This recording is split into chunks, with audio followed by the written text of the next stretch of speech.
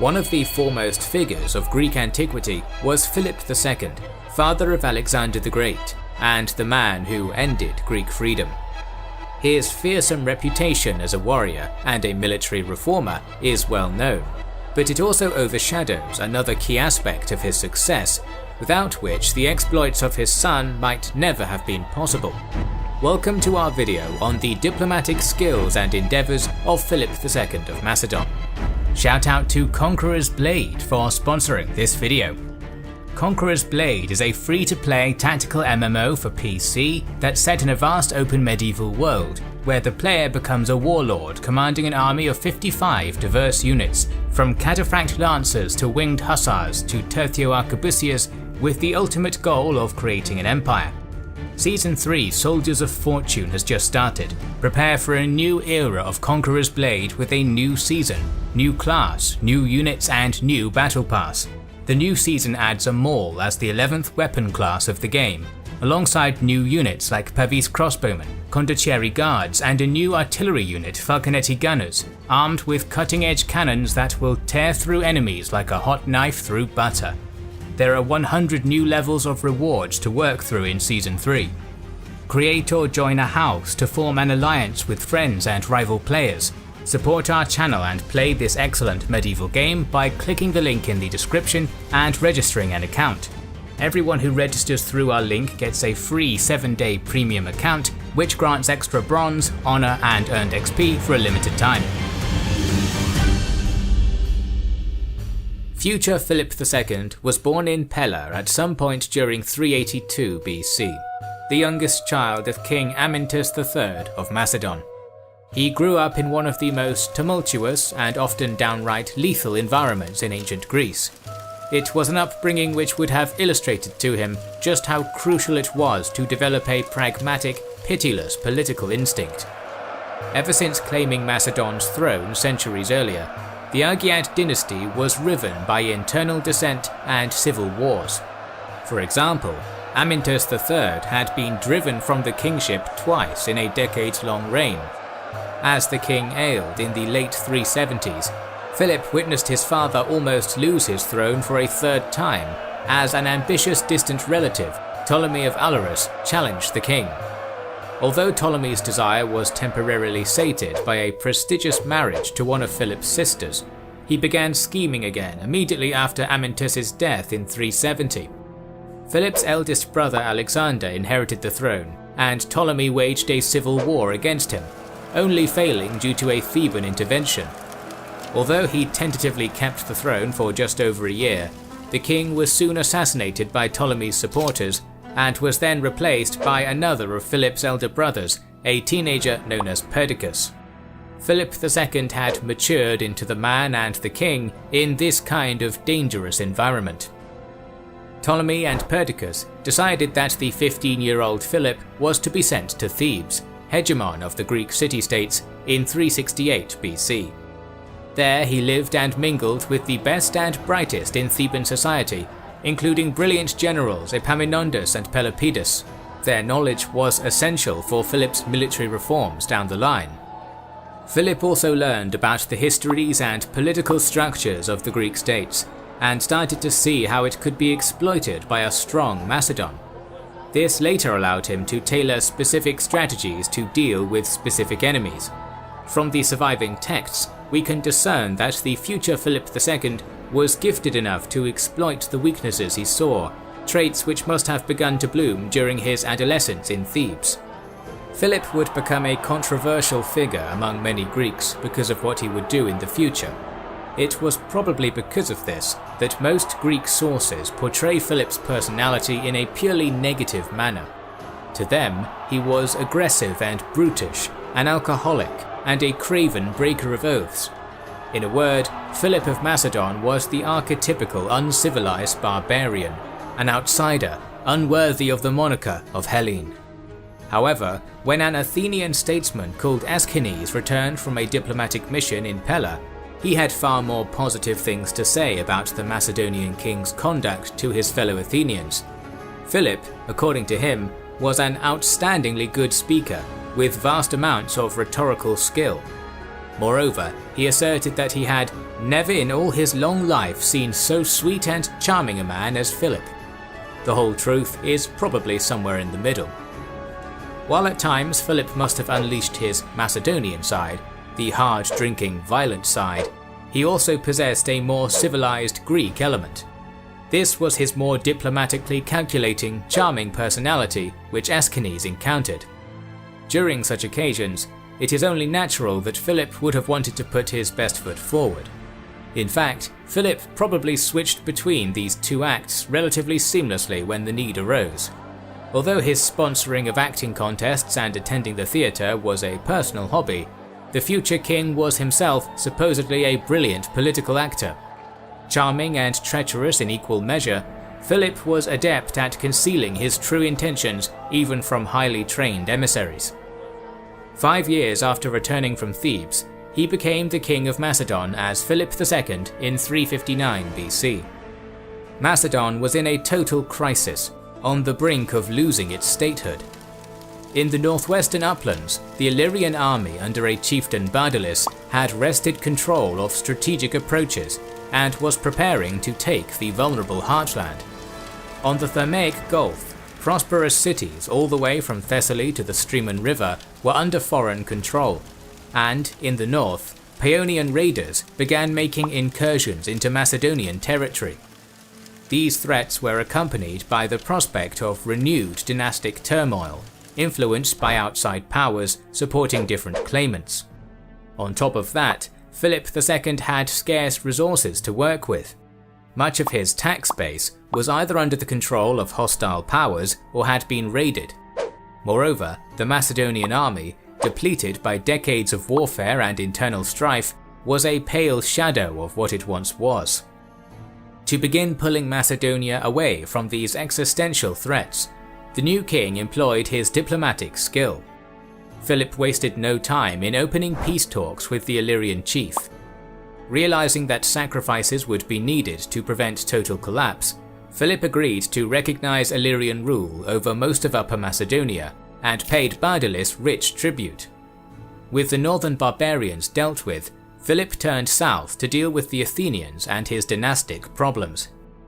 Due to Macedonian control of Amphipolis, a vital trading port which had access to rich mineral and timber reserves, Athens backed a usurper known as Argias, who pledged to return the city if he became king.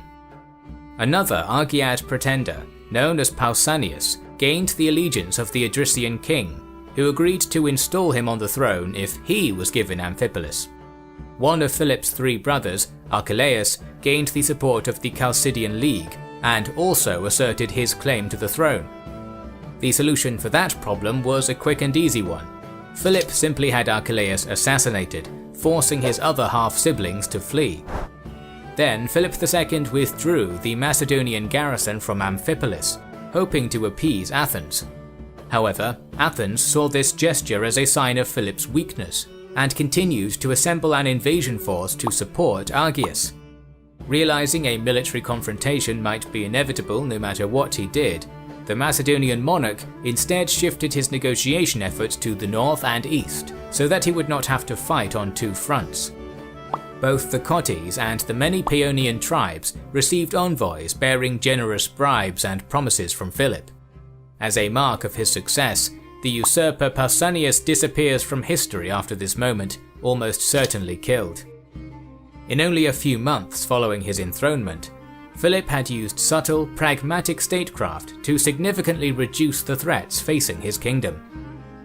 With the breathing room he'd earned, Philip embarked on his famous military reforms and politically unified Macedonia, accomplishing the latter by subjugating and integrating the many independent regions into a centralized kingdom controlled by him and his trusted subordinates.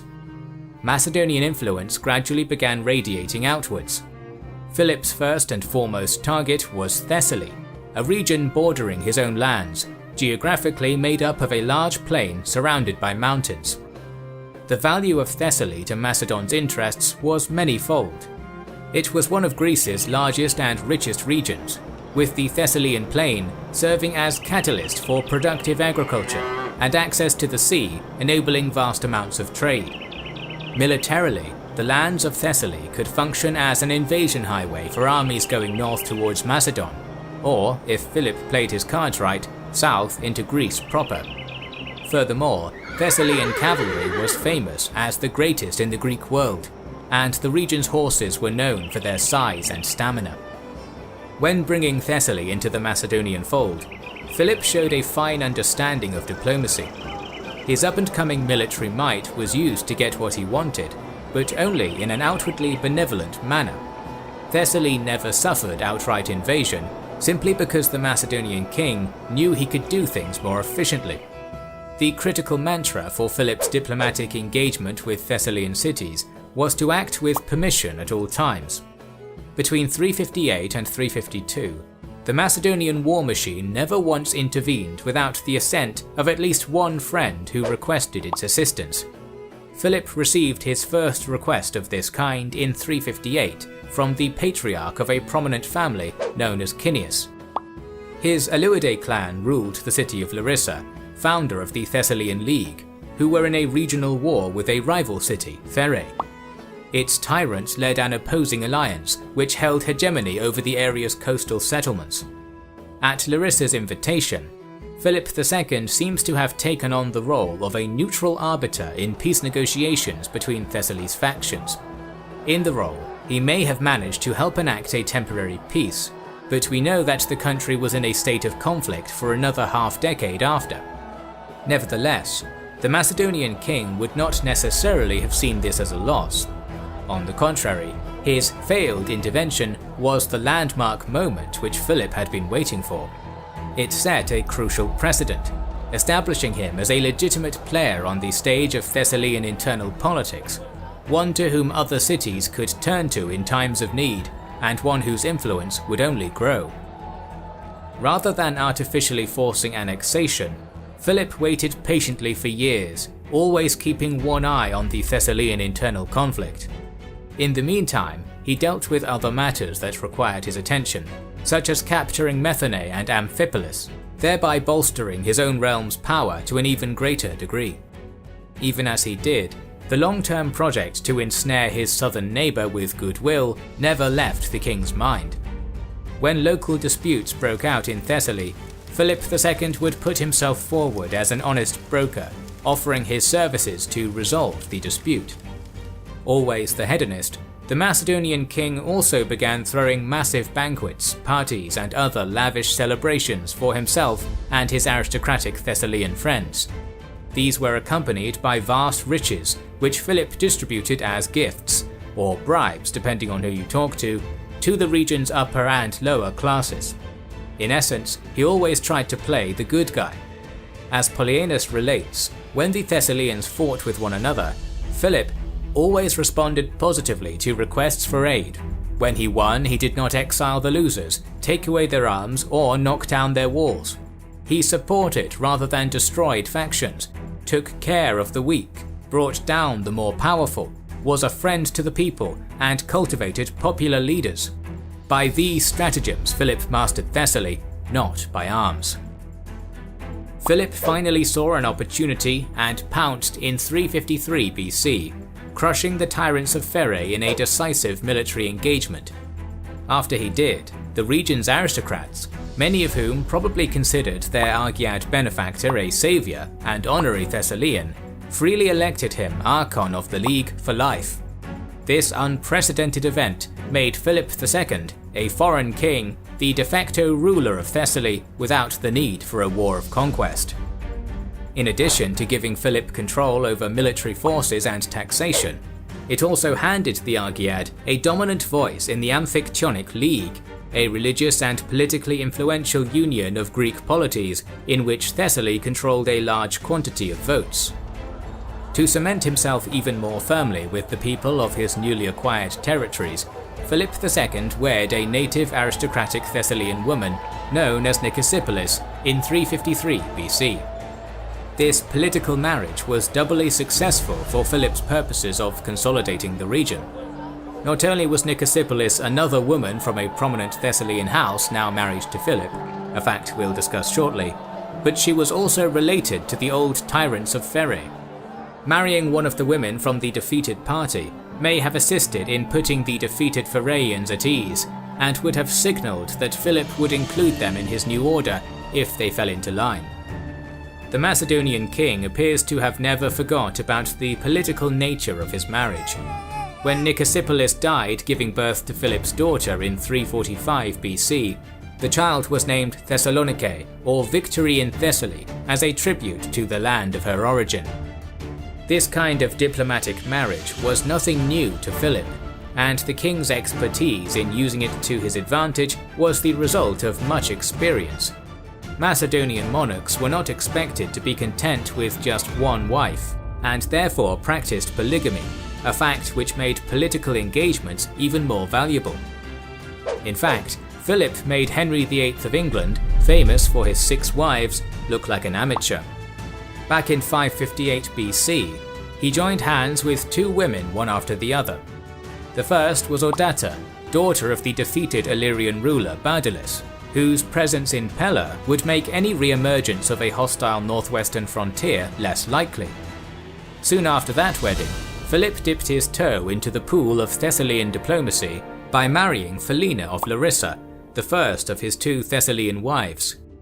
The year after that, the Macedonian king married his most famous wife, Olympias, in order to secure his border with Epirus. Including Nicosiopolis, Philip would embark on a total of 4 additional marriages after Olympias, the brides ranging from Macedonian noblewomen to wild Scythian princesses, all of whom were designed to maximize the king's political capital. Whatever his turbulent personal feelings were towards his 7 wives throughout his life, Philip's attitude to these weddings was simple. As summed up by Greek rhetorician Athenaeus, Philip always married with war in mind. This was a tried and tested approach to diplomacy, which had been standard practice in Macedonian politics and in the wider Mediterranean world for millennia. However, Philip took the tactic further and exploited it to the greatest extent he could. Throughout the decade following his essential annexation of Thessaly, Philip continued using the Macedonians' revolutionary military machine to great effect, quelling unrest and expanding his influence, only applying force where it was absolutely necessary and using the threat of force where it was not. One of the former occasions took place in 346, when the Dardanelles and Ardeae tribes of Illyria attempted to unify against him. This didn't last long. After hearing of unrest among the barbarians on his northwestern frontier, Philip marched into their territory and smashed them in battle. Many tribespeople were cruelly deported away from their kin in the aftermath, forced to intermingle with surrounding populations in order to make them weaker and less likely or able to rebel again. In 342, as Philip was planning for his climactic war against Athens, he moved to preempt any possible effort to stab him in the back. Marching into Epirus, the one-eyed monarch deposed Olympias' less than trustworthy uncle Aribas from the regency and installed Alexandros on the Molossian throne, a man who had been educated and raised in Pella specifically for the purpose. All the while, Philip puppeteered the dominant states of Greece masterfully, stabilizing the balance of power in the region as best suited his interests. A Macedonian alliance with Thebes forced Athens, its main rival, to keep significant land and naval forces in Attica and away from Macedonia. However, because Athens was itself aligned with the militaristic city-state of Sparta, Thebes, a traditional invader of Macedon and influencer in its affairs, could not risk redeploying any of its military strength away from the south, lest it suffer attack by the Lacedaemonians. The implication was clear. Philip's subtle interventions in Greece checkmated all of his possible enemies in the region, while he only became stronger. The summer of 341 BC saw a Macedonian invasion of Thrace, which left Philip II in control of the entire region, including all of its rich Greek cities, mineral wealth and manpower reserves, from the Aegean coast to the Balkan mountains. While the Thracian campaign was ongoing, Athens began actively supporting Philip's enemies in Euboea and sending more colonists, or clerks, to the Chersonese, along with a naval expedition under Deipythes, which engaged in piracy against Macedonian shipping. Rather than immediately responding with force, Philip sent an envoy of protest to the Athenian assembly, requesting that Deipythes be recalled and punished. However, Demosthenes' belligerent faction convinced the assembly to refuse. Despite the blatant acts of war perpetrated against him, Philip took no retaliatory action. What might seem like obvious weakness was instead motivated by a far greater diplomatic consideration: the Achaemenid Empire. The Persian colossus had suffered a period of internal crisis throughout most of Philip's reign, but by the late 340s, King of Kings Artaxerxes III managed to restore central control over all the empire's lands. Before embarking on his march to the Hellespont in 342, Philip made a deal with his Persian counterpart, in which the latter pledged not to intervene in Thrace or at sea, while Philip promised a passive policy towards Asia. Still, Philip was cautious of the vast resources of the Achaemenids and feared any alliance between Athens and the empire.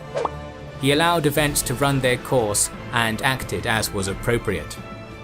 In early summer of 340, Athens did indeed send an envoy to Susa seeking a defensive alliance. When it was politely refused and sent home with financial gifts, Macedonia's last restraint was removed. 2 years later, Philip decisively defeated a military alliance consisting of Athens and his former hosts, Thebes, at Chaeronea, resulting in the unification of Greece in the Hellenic League. In just over 20 years, the Macedonian king's adroit combination of diplomacy and military force had carried the kingdom from near disintegration to preeminence over all Greece. In a poetic twist, it was one of Philip's small efforts in statecraft which eventually led to his untimely death. The day after his daughter's wedding in July of 336 BC, a procession of 12 divine statues were towed into the theatre of Agae, followed by a magnificent depiction of Philip II of Macedon. Following them was the king himself, wearing a beautiful white cloak, shadowed by his bodyguard, whom he had ordered to remain at a distance. Philip wished to show that he was not some tyrant who required the protection of armed thugs. He was the leader of Greece's Hellenic League by consent, and a loved monarch.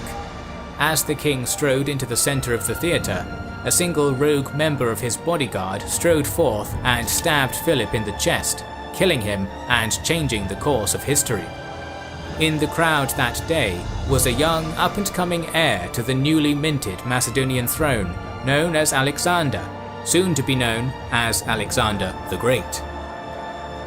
We are planning more videos on the Hellenic world, so make sure you are subscribed to our channel and have pressed the bell button. We would like to express our gratitude to our Patreon supporters and channel members who make the creation of our videos possible. Now you can also support us by buying our merchandise via the link in the description. This is the Kings and Generals channel, and we will catch you on the next one.